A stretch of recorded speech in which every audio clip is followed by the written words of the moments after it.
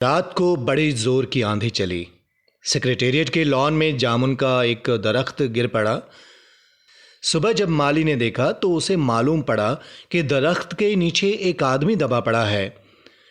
माली दौड़ा दौड़ा चपरासी के पास गया। चपरासी दौड़ा दौड़ा क्लर्क के पास गया। क्लर्क दौड़ा दौड़ा सुपरिटेंडेंट के पास गया और सुपरिटेंडेंट दौड़ा दौड़ा बाहर लॉन में आया। मिनटों में ही गिरे हुए दरख्त के नीचे दबे हुए आदमी के गिर्द मजमा इकट्ठा हो गया। बेचारा, जामुन का पेड़ कितना फलदार था। एक क्लर्क बोला, इसकी जामुन कितनी रसीली होती थी ना। दूसरा क्लर्क बोला, मैं फलों के मौसम में झोली भर के ले जाता था और मेरे बच्चे इसकी जामुनें कितनी खुशी से खाते थे। तीसरे क्लर्क ने तकरीबन आबदीदा होकर कहा, मगर ये आदमी? माली ने दबे हुए आदमी की तरफ इशारा किया। हाँ, ये आदमी। सुपरिटेंडेंट सोच में पड़ गया। पता नहीं जिंदा है कि मर गया। एक चपरासी ने पूछा। मर गया होगा, इतना भारी तना इसकी पीठ पर गिरे, वो कैसे बच सकता है? दूसरा चपरासी बोला। दबे हुए आदमी ने बमुश्किल कराहते हुए कहा, नहीं, मैं जिंदा हूं। जिंदा है? एक क्लर्क ने हैरत से कहा, दरख्त को हटाकर इसे निकाल लेना चाहिए। माली ने मशवरा किया, मुश्किल मालूम होता है। एक काहिल और मोटा चपरासी बोला, दरख्त का तना बहुत भारी और वजनी है। क्या मुश्किल है? माली बोला, अगर सुपरिटेंडेंट साहब हुक्म दें तो अभी 15-20 माली, चपरासी और क्लर्क जोर लगाकर दरख्त के नीचे से दबे आदमी को निकाल सकते हैं। माली ठीक कहता है। बहुत से क्लर्क एक साथ बोल पड़े, लगाओ जोर, हम तैयार हैं। एकदम बहुत से लोग दरख्त को काटने पर तैयार हो गए। ठहरो, सुपरिटेंडेंट बोला, मैं ज़रा अंडर सेक्रेटरी से मशवरा कर लूँ। सुपरिटेंडेंट अंडर सेक्रेटरी के पास गया, अंडर सेक्रेटरी डिप्टी सेक्रेटरी के पास गया, डिप्टी सेक्रेटरी ज्वाइंट सेक्रेटरी के पास गया और ज्वाइंट सेक्रेटरी चीफ सेक्रेटरी के पास गया। चीफ सेक्रेटरी ने ज्वाइंट सेक्रेटरी से कुछ कहा, ज्वाइंट सेक्रेटरी ने डिप्टी सेक्रेटरी से कुछ कहा और डिप्टी सेक्रेटरी ने अंडर सेक्रेटरी से कुछ कहा और एक फाइल बन गई। फाइल चलने लगी, फाइल चलती रही। इसी में आधा दिन गुजर गया। दोपहर को खाने पर दबे हुए आदमी के गिर्द बहुत भीड़ इकट्ठी हो गई थी। लोग तरह तरह की बातें कर रहे थे। कुछ मनचले क्लर्कों ने मामले को अपने हाथ में लेना चाहा। वो हुकूमत के फैसले का इंतज़ार किए बगैर पेड़ को खुद हटाने की तैयारी कर रहे थे कि इतने में सुपरिटेंडेंट फाइल लिए भागा भागा आया और बोला, हम लोग खुद से इस पेड़ को यहाँ से नहीं हटा सकते। हम लोग वाणिज्य विभाग के कर्मचारी हैं और यह पेड़ का मामला है। पेड़ कृषि विभाग के अंतर्गत आता है, इसीलिए मैं इस फाइल को अर्जेंट मार्क करके कृषि विभाग को भेज रहा हूँ और वहाँ से जवाब आते ही इसको हटवा दिया जाएगा। दूसरे दिन कृषि विभाग से जवाब आया कि पेड़ हटाने की जिम्मेदारी तो वाणिज्य विभाग की ही बनती है। ये जवाब पढ़कर वाणिज्य विभाग को गुस्सा आ गया। उन्होंने फौरन लिखा कि पेड़ों को हटवाने या न हटवाने की जिम्मेदारी कृषि विभाग की ही है। वाणिज्य विभाग का इस मामले से कोई ताल्लुक नहीं है। दूसरे दिन भी फाइल चलती रही। शाम को फिर से जवाब आया, हम इस मामले को हार्टिकल्चर विभाग के सुपुर्द कर रहे हैं क्योंकि यह एक फलदार पेड़ का मामला है और कृषि विभाग सिर्फ अनाज और खेती बाड़ी के मामलों में फैसला करने का हक रखता है। जामुन का पेड़ एक फलदार पेड़ है, इसीलिए पेड़ हार्टिकल्चर विभाग के अधिकार क्षेत्र में आता है। रात को माली ने दबे हुए आदमी को दाल भात खिलाया। हालांकि लॉन के चारों तरफ पुलिस का कड़ा पहरा था कि कहीं लोग कानून को अपने हाथ में लेकर पेड़ को खुद से हटवाने की कोशिश न करें। मगर एक पुलिस कांस्टेबल को रहम आ गया और उसने माली को दबे हुए आदमी को खाना खिलाने की इजाज़त दे दी। माली ने दबे हुए आदमी से कहा, तुम्हारी फाइल चल रही है, उम्मीद है कल तक फैसला हो जाएगा। दबा हुआ आदमी कुछ नहीं बोला। माली ने पेड़ के तने को गौर से देखकर कहा, अच्छा है तना तुम्हारे कूल्हे पर गिरा, अगर कमर पर गिरता ना तो रीढ़ की हड्डी ही टूट जाती। दबा हुआ आदमी फिर भी कुछ नहीं बोला। माली ने फिर से कहा, तुम्हारा यहाँ कोई वारिस हो तो मुझे उसका अता पता बताओ, मैं उसे खबर देने की कोशिश करूँगा। मैं लावारिस हूँ, मेरा यहाँ कोई नहीं। दबे हुए आदमी ने बड़ी मुश्किल से कहा। माली अफसोस जाहिर करता हुआ वहां से हट गया। तीसरे दिन हार्टिकल्चर विभाग से भी जवाब आ गया। बड़ा कड़ा जवाब लिखा गया था, काफ़ी आलोचनाओं के साथ लिखा गया था। उससे हार्टिकल्चर विभाग का सेक्रेटरी बड़ा ही साहित्यिक मिजाज का मालूम होता था। उसने लिखा, हैरत है, इस समय जब पेड़ उगाओ स्कीम बड़े पैमाने पर चल रही है, हमारे मुल्क में ऐसे सरकारी अफसर मौजूद हैं जो पेड़ काटने की सलाह दे रहे हैं, वो भी एक फलदार पेड़ को, और वो भी जामुन के पेड़ को, जिसके फल जनता बड़े चाव से खाती है। हमारा विभाग किसी भी हालत में इस फलदार पेड़ को काटने की इजाज़त नहीं दे सकता। अब क्या किया जाए? एक मनचले क्लर्क ने कहा, अगर पेड़ नहीं काटा जा सकता तो इस आदमी को काट कर निकाल लिया जाए। यह देखिए, उस आदमी ने इशारे से बताया, अगर इस आदमी को बीच में से यानी धड़ की जगह से काटा जाए तो आधा आदमी इधर से निकल जाएगा और आधा आदमी उधर से निकल जाएगा और पेड़ भी वहीं का वहीं रहेगा। लेकिन इस तरह से तो मैं मर जाऊंगा। दबे हुए आदमी ने एतराज किया। हाँ, ये भी ठीक ही कहता है। एक क्लर्क बोला। आदमी को काटने का नायाब तरीका पेश करने वालों ने एक पुख्ता दलील पेश की। आप जानते नहीं हैं, आजकल प्लास्टिक सर्जरी के जरिए ना धड़ की जगह से इस आदमी को फिर से जोड़ा जा सकता है। अब फाइल को मेडिकल डिपार्टमेंट में भेज दिया गया। मेडिकल डिपार्टमेंट ने फौरन इस पर एक्शन लिया और जिस दिन फाइल मिली उसने उसी दिन विभाग के सबसे काबिल प्लास्टिक सर्जन को जांच के लिए मौके पर भेज दिया।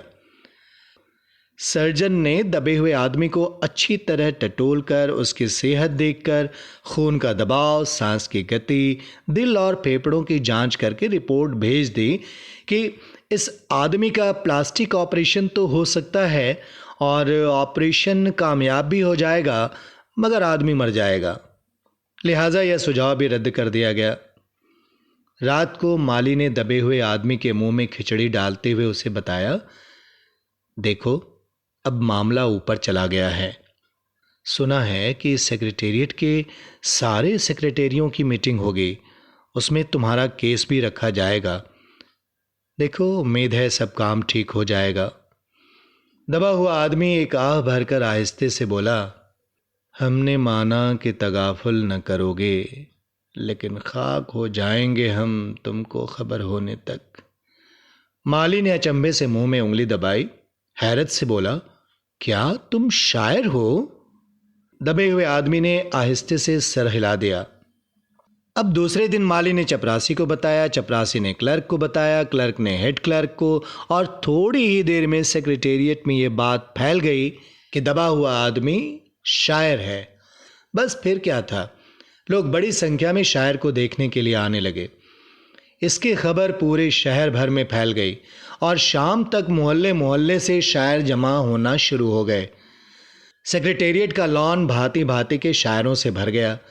सेक्रेटेरिएट के कई क्लर्क और अंडर सेक्रेटरी तक जिन्हें अदब और शायर से लगाव था वो वहाँ रुक गए। कुछ शायर दबे हुए आदमी को अपनी गज़लें सुनाने लगे।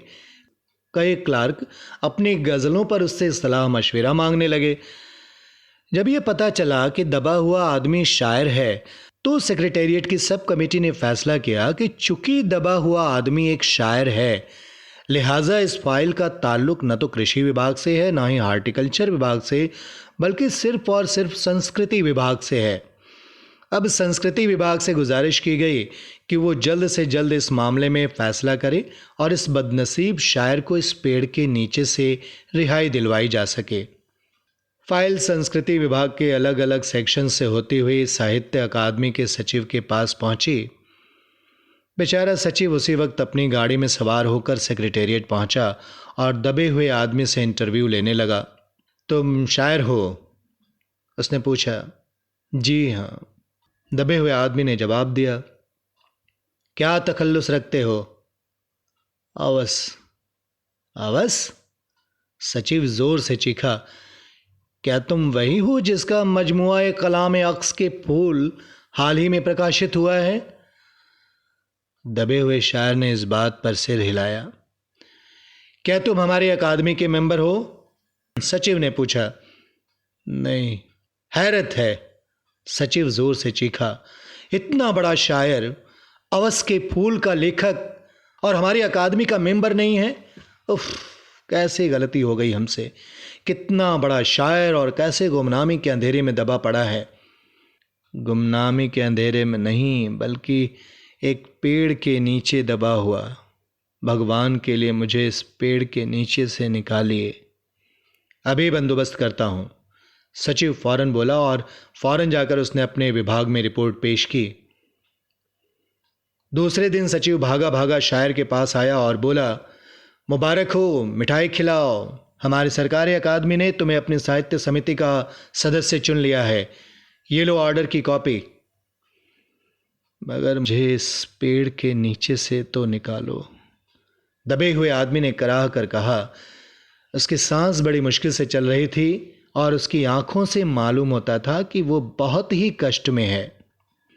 देखो, ये हम नहीं कर सकते, सचिव ने कहा। जो हम कर सकते थे वो हमने कर दिया है। बल्कि हम तो यहाँ तक कर सकते हैं कि अगर तुम मर जाओ तो तुम्हारी बीवी को पेंशन दिला सकते हैं।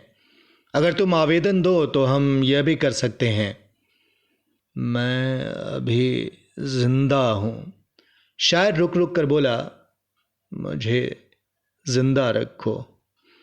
मुसीबत यह है, सरकारी अकादमी का सचिव हाथ मलते हुए बोला, हमारा विभाग सिर्फ संस्कृति से ताल्लुक रखता है। आपके लिए हमने वन विभाग को लिख दिया है, अर्जेंट लिखा है। शाम को माली ने आकर दबे हुए आदमी को बताया कि कल वन विभाग के आदमी आकर इस पेड़ को काट देंगे और तुम्हारी जान बच जाएगी। माली बहुत खुश था। हालांकि दबे हुए आदमी की सेहत जवाब दे रही थी, मगर वो किसी न किसी तरह अपनी जिंदगी के लिए लड़े जा रहा था। कल सुबह तक, अब किसी न किसी तरह से उसे जिंदा रहना है। दूसरे दिन जब वन विभाग के आदमी आरी कुल्हाड़ी लेकर पहुंचे तो उन्हें पेड़ काटने से रोक दिया गया। मालूम हुआ कि विदेश मंत्रालय से हुक्म आया है कि इस पेड़ को न काटा जाए। वजह यह थी कि इस पेड़ को 10 साल पहले पिटोनिया के प्रधानमंत्री ने सेक्रेटेरिएट के लॉन में लगाया था। अब अगर यह पेड़ काटा गया तो इस बात का पूरा अंदेशा था कि पिटोनिया सरकार से हमारे संबंध हमेशा के लिए बिगड़ जाएंगे। मगर एक आदमी की जान का सवाल है, एक क्लर्क गुस्से से चिल्लाया। दूसरी तरफ 2 हुकूमतों के ताल्लुकात का सवाल है, दूसरे क्लर्क ने पहले क्लर्क को समझाया। और यह भी तो समझ लो कि पिटोनिया सरकार हमारी सरकार को कितनी मदद देती है। क्या हम इनकी दोस्ती की खातिर एक आदमी की जिंदगी को भी कुर्बान नहीं कर सकते क्या? शायर को तो मर जाना चाहिए। हाँ बिल्कुल। अंडर सेक्रेटरी ने सुपरिटेंडेंट को बताया, आज सुबह प्रधानमंत्री दौरे से वापस आ गए हैं। आज 4 बजे विदेश मंत्रालय इस पेड़ की फाइल उनके सामने पेश करेगा और वो जो फैसला देंगे वही सबको मंजूर होगा। शाम 4 बजे खुद सुपरिटेंडेंट शायर की फाइल लेकर उसके पास आया। सुनते हो? आते ही खुशी से फाइल लहराते हुए चिल्लाया, प्रधानमंत्री ने पेड़ को काटने का हुक्म दे दिया है और इस मामले की सारी अंतर्राष्ट्रीय जिम्मेदारी अपने सर पर ले ली है। कल यह पेड़ काट दिया जाएगा और तुम इस मुसीबत से छुटकारा पा जाओगे। सुनते हो? आज तुम्हारी फाइल मुकम्मल हो गई।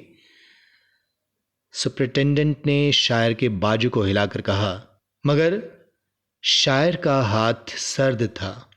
आंखों की पुतलियां बेजान थीं और चींटियों की एक लंबी कतार उसके मुंह में जा रही थी। उसकी जिंदगी की फाइल मुकम्मल हो चुकी थी।